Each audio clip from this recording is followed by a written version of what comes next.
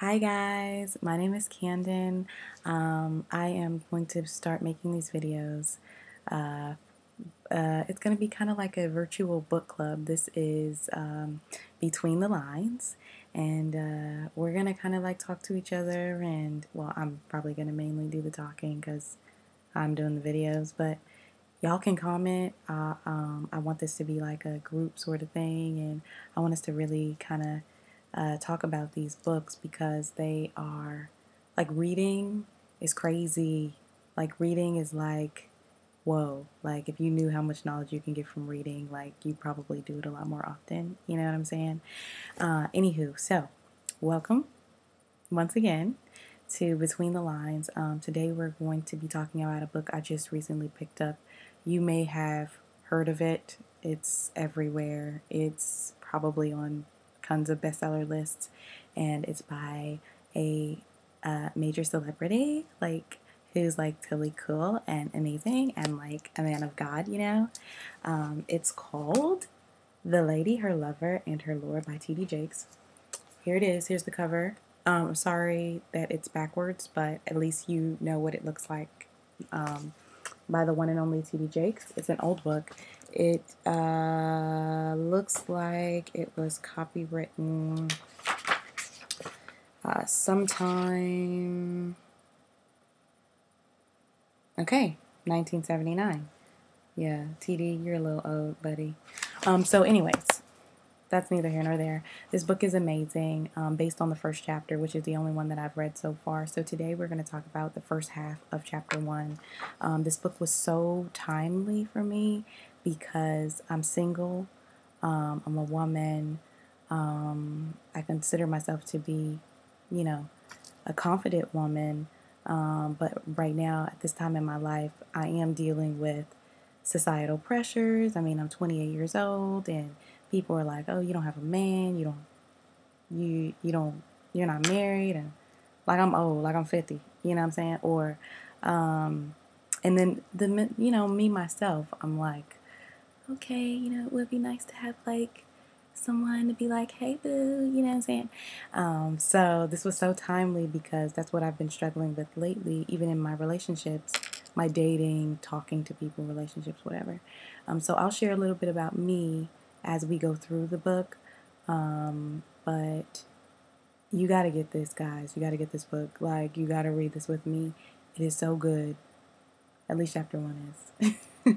Okay, chapter 1. Let's start. Falling in love with yourself. That's what it's called. Now, the first couple of pages chapter 1 starts on page 9 and then moves further into page 10. Is the first couple of pages are about how amazing love is. TD tries to sort of paint a picture of like how love is just, oh, so fabulous. Oh my gosh, he says that love is the magic elixir of the soul. That's like for real some craziness, right? Like some hot stuff. And then he says, what can compete with love? This is on page 10.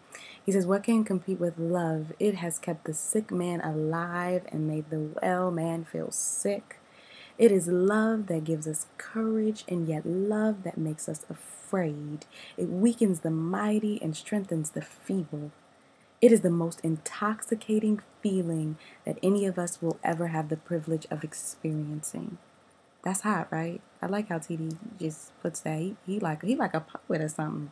But anyway, so he says this, and this is why we like love, because it makes us feel magical. You know what I mean? It also has the propensity to take us up and to bring us down. If we lose love, or if we feel like we're not loved, we can fall right down. It's like a double-edged sword. And so I like the contrast that he makes here with this stanza.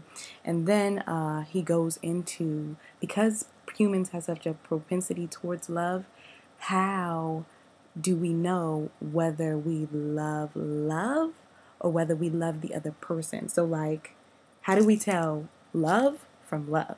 You know what I mean?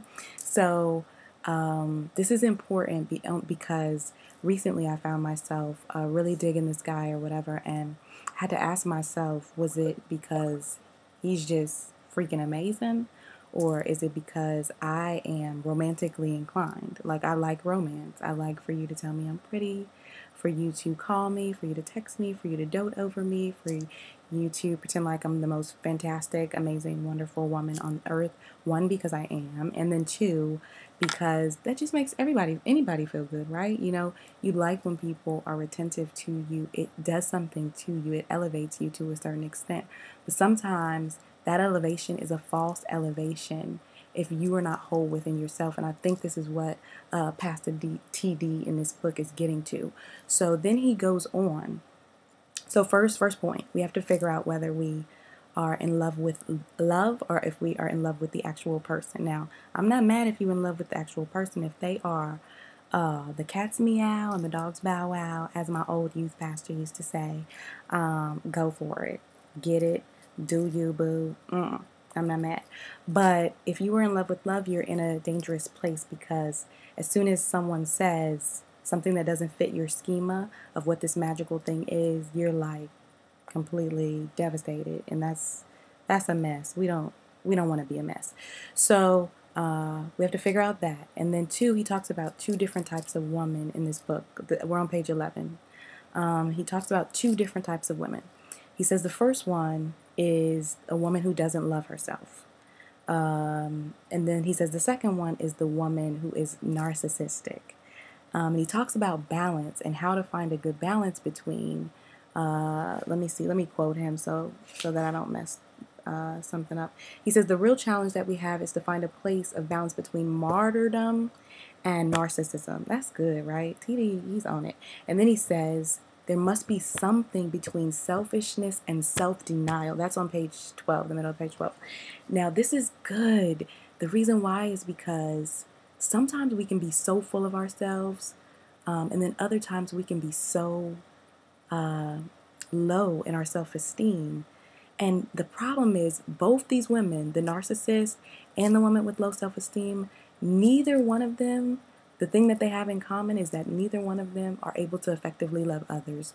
One is so desperate for love that she doesn't even recognize real love, or she accepts something that's not real love because of her low self-esteem, and she puts all of her faith into that person and ends up ultimately devastated, because people will make mistakes every day of the week. They will disappoint you every hour of the day, and they will get on your nerves every minute of every hour of every day. So she's devastated, and she's not able to love people effectively, nor is she able to receive love effectively. And the woman who is overly infatuated with herself and cares nothing, can't see past her own wants, needs, and desires, is ineffective in her love towards others, because they're not going to feel her love. They're going to feel her selfishness. So that was just good to me. Like, it doesn't matter what category you fit in, one or two, either way, you're not going to be able to effectively love others or effectively receive love. Both mindsets are skewed. So that was important. I think I'm more of number one. I love myself, but it's hard to sometimes really solidify my own opinion of myself without the validation of others. Dang it, that's a confession. It's really hard to do that. And so I don't want to be that way, but when you have like a fine man that's just right there, and he's just fine, and he's just looking right, and he's talking right, and he's acting right, and then he gives you attention, and let's say he takes it away, or he doesn't give you attention and you want it and you have a need for it, and you are not fully whole in the inside, ooh, you're gonna be like doting over him, and he might not even deserve it. He might be a hot walking mess, and you don't know, because you a hot walking mess mentally, you know what I mean? And so anyways, yeah, this book is good. The first half of this book is good. I'm telling you. Okay, then let's get into this last point before I end, because I want to make these videos short. I don't want you getting all tired talking about she boring and she talking me to death and she ain't T.D. Jakes and all that. So the last point I'm going to make of this video is, he says on page 11, he says, It is a healthy mind that can celebrate itself.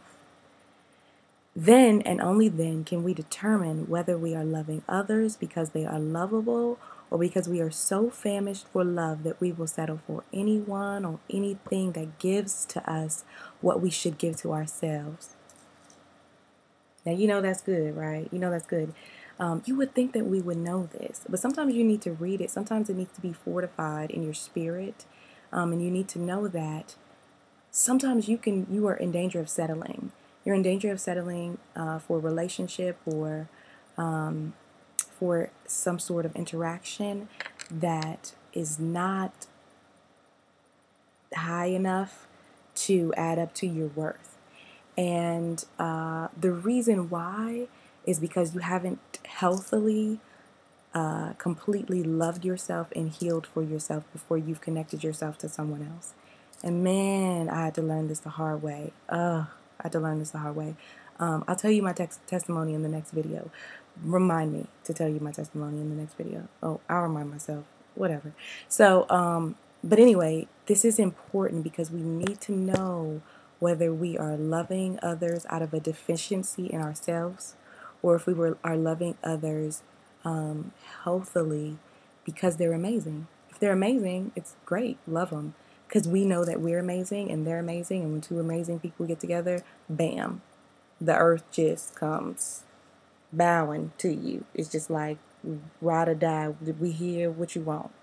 But when you love out of a deficiency inside yourself, you're not doing it correctly.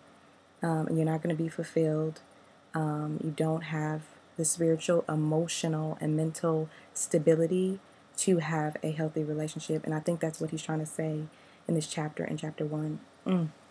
This is so good, y'all. This is so good. I thought I knew this, but the last experience I had with a man taught me that I need to read it. I need to hear it. I need to practice it because I was doing too much. I was doing too much. And I felt bad. And you shouldn't feel bad when you love yourself and when you know what you deserve and, you know, from rejection from another person. You shouldn't feel that way. You should be like, okay, next, to the left, whatever. But not, and it's not to belittle the person, but it's like, I know my worth. I have a relationship with God. I love myself. And if you don't meet my standards, not let me lower them so you can meet them, or let me wait until you call me, then you're doing yourself a disservice. And so, anywho, I'm going to stop preaching at y'all right now. But get this book. Get this book so we can talk about it because I want us to be able to have interaction with each other. And I'm going to do this. The next video I'm going to upload is probably going to be in the next 48 hours. And it'll be the second half of chapter 1. Yay. Hopefully you like this. And if you don't, I'm sorry. But I'm going to do it anyway. And so get this book. The Lady, Her Lover, and Her Lord. I'm sorry it's backwards. But T.D. There you go. That's an old picture. Ooh. Yeah, so get that book and we'll talk about it. Thank you for joining me in Between the Lines. And I will see you next video. Bye, guys.